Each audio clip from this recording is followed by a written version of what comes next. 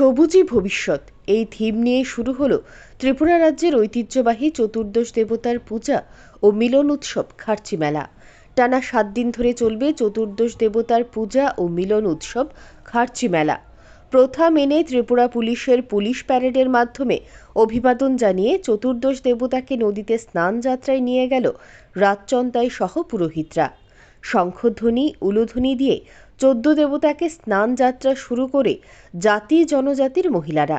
রাস্তার পাশে দুদিকে দর্শনার্থী দাঁড়িয়ে থাকে 14 দেবতাকে স্নান করানোর যে দৃশ্য তা দেখার জন্য। তারপর মন্দিরে 14 দেবতাকে স্থাপন করে অধিবাসের মাধ্যমে শুরু হয় খার্চি পূজা। এখানে বলা প্রয়োজন, তৎকালীন পুরাতন আগরতলা বর্তমান খয়েরপুর 14 দেবতার মন্দিরে এই উৎসব অনুষ্ঠিত হয়। প্রসঙ্গত, খার্চি পূজা চতুর্দশ দেবতার পূজা বলেও পরিচিত। চতুর্দশ দেবতার পূজার সঙ্গে জড়িত পূজারীদের দেওয়াই ও প্রধান পুরোহিতকে চন্তাই বলা হয়। চতুর্দশ দেবতা ত্রিপুরার রাজাদের কুল দেবতা।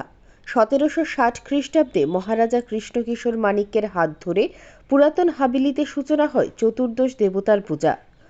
1948 সালে ত্রিপুরা ভারত ভক্তির পর থেকে এই পূজা ও মেলার দায়িত্ব নেয় ত্রিপুরা সরকার। প্রতিদিন বিভিন্ন সাংস্কৃতিক অনুষ্ঠান করা হয় এবং এই উপলক্ষে একটি বড় মেলার আয়োজনও করা হয়।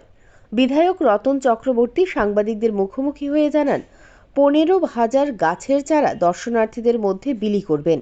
এই খার্চি মেলার সর্বাঙ্গীন সুন্দর করতে রাজ্যের সমস্ত অংশের মানুষের সহযোগিতা চেয়েছেন। Bureau report, digital Tripura. একটা কথাই বলবো যে আপনারা আইন শৃঙ্খলা মেনে চলুন। পুণ্যার্থী যারা, দর্শনার্থী যারা, সবাইকে বলবো যে আপনাদের মূল্যবান জিনিস সামনে রাখুন। আর আমরা এবার যে থিম দিয়েছি সবুজই ভবিষ্যৎ, প্রত্যেকে গাছ লাগান, প্রাণ বাঁচান। আমরা 15,000 চারা বিতরণ করব, সবাইকে দেব, সেগুলো নিয়ে যত্ন করে লাগাবেন এবং মেলাটা যাতে সফলভাবে আমরা শেষ করতে পারি।